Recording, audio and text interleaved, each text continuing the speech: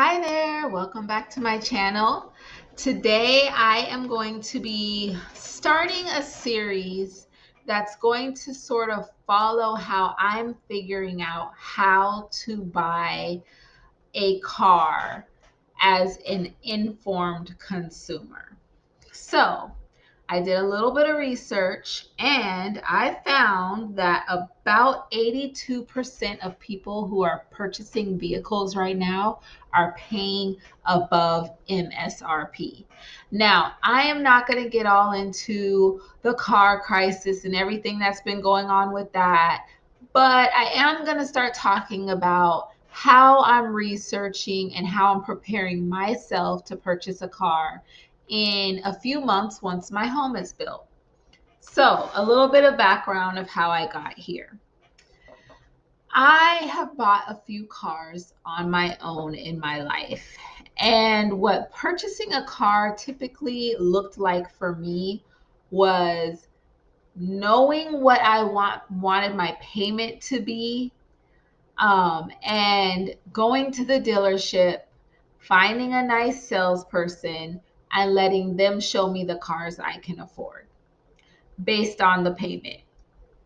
And most of the time, I let them talk me into a car that was a little bit more than the payment I wanted, which was a totally all the wrong ways to buy a car. And then by the time I went through looking at all the cars, sitting in the cars, doing the test drive, all that stuff, I was exhausted. I was on the car lot for 4 or 5 hours.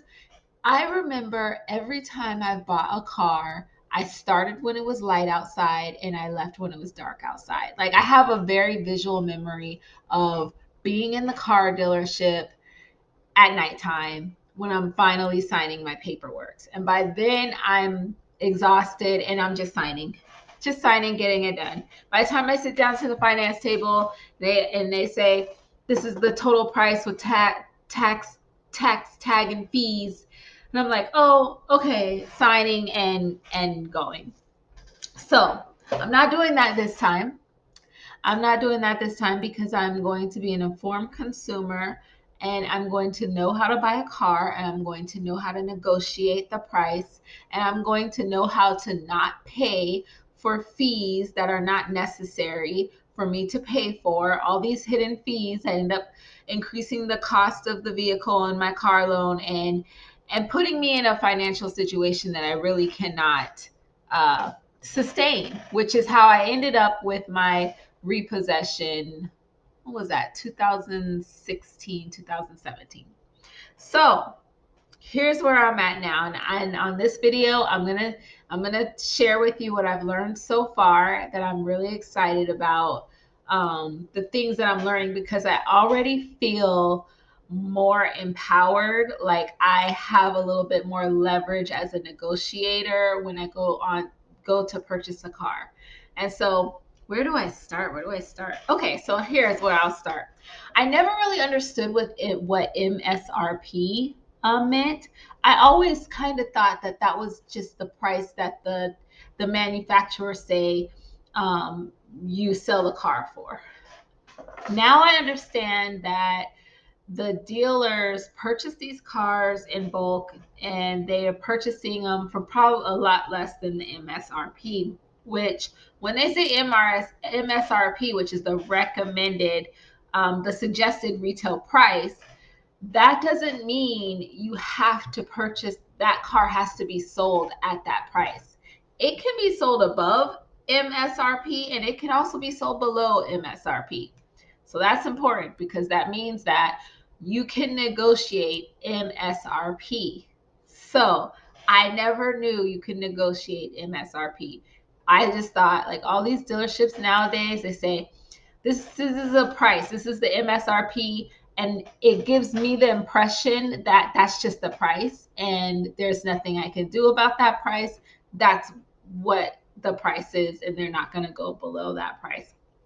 And it ends up being more than the price by the time you get into the finance table anyway. So I'll start there. The second thing that I want to talk about, which right now, and this could change by the time I finish this journey, and I do plan to keep you informed on where I'm at, what car I'm looking at, and things like that. But right now, I have my eye on the Acura RDX, and I want to stay a car at least 2019 or newer. So I'm looking at 2019, 2020, 2021. And I would like I want to stay below 30,000 as the price out the door. So that's another thing that I've learned so far, out the door. So that's an important phrase, out the door. Out the door is the phrase you want to use when you're negotiating a price at a dealership. Because if you talk monthly payment, you're not going to actually know how much you're paying for the car. And a lot of hidden fees can be taxed onto that car, and you can actually be paying more for a car than you really willing to pay for a car. You could have gotten a better deal if you're focused on the price of the car out the door.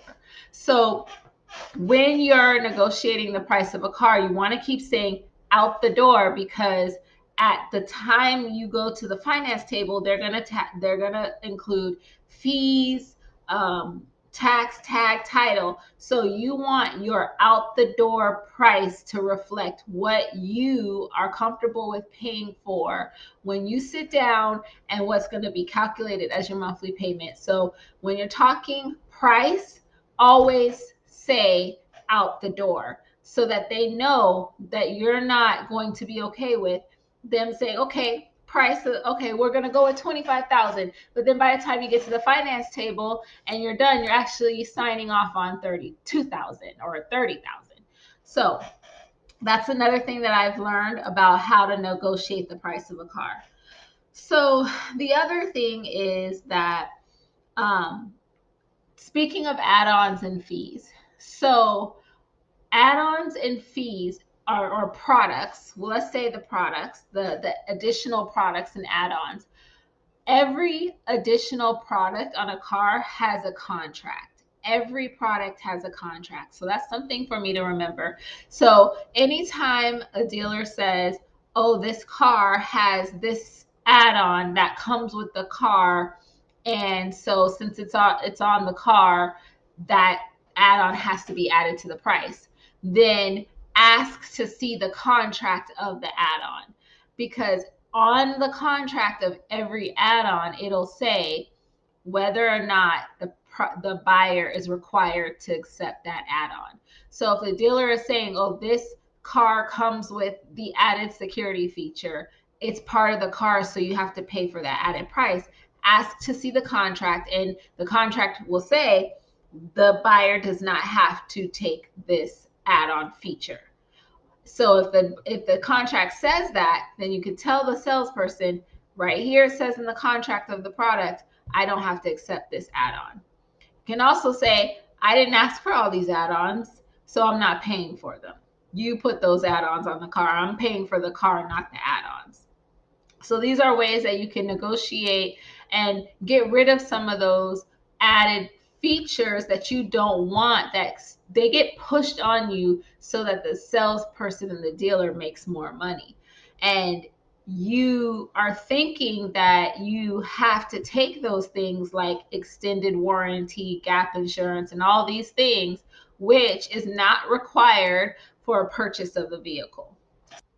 So waiting till you get to the finance room and you're sitting at the table, and the car salesperson has already spent a significant amount of time with you, 5-6 hours, and at that time asking to see the product add-on contracts and starting to talk about what you know about how you want to buy your car, is the right time to bring these things up, because it's more likely that the salesperson is going to work with you, talk to the manager, and make sure they get the sale, because they've already spent 6 hours with you and they could have been helping other customers. They're not going to want to let you walk out the door because of a $600 add-on. So make sure that you hold these things in your back pocket for when you get to the finance table. So another thing that you want to make sure that you understand is you want to inform yourself on what is going on with the market. So as I mentioned earlier, I'm looking at an Acura, and I just got some data from one of the largest the Cox auto company that has like pretty much a large amount of monopoly over the car industry, and so they have pretty good accurate data about what's going on with vehicles. So and right now, looking at this chart, it looks like Buick, Jaguar, Jeep, Chrysler, Infinities are sitting on lots longer, almost over 100 days. Where Toyota, Kia, Honda, Lexus, they are not sitting on the lots. So there's more of a demand for Toyota, Kia, Honda than there is Buick, Jeep, Chrysler. They have more cars. They've been making the cars and they're taking up space on the lot. So it's good to know how long a car has been sitting on the lot because um, cars, most dealers have what they call an aging policy. So at a certain time, they take that car and they'll wholesale it if they can't sell it, like usually within 90 days. So if you know how long the car has been on the lot, then that gives you leverage at the table of the finance table, because if that car is approaching the aging um, policy, then they're about to sell that car wholesale and make a lot less than they would if they were able to close the deal with you. So that's something that you can use as leverage and have that in your back pocket. So right now, Acura is kind of in the middle, more like they're sitting on a lot about 60 days. So that's going to be helpful. And that looking at this data also helps me to determine where I might get a better deal. And even though I like the Acura, I am not married to any car right now.